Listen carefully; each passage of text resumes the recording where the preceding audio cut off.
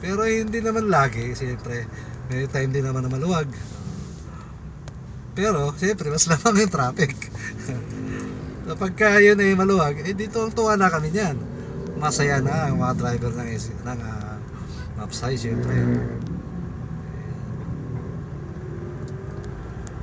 Eh dahil nga siguro pag nagsabay-sabay ng pasok, kaya ito magkadikit lang din ang SSI at saka Perpetual, ayan lang sa may Milos na yan.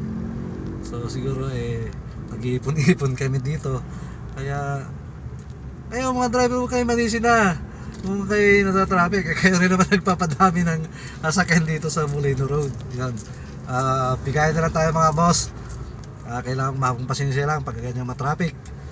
Hindi natin maiwasan yan.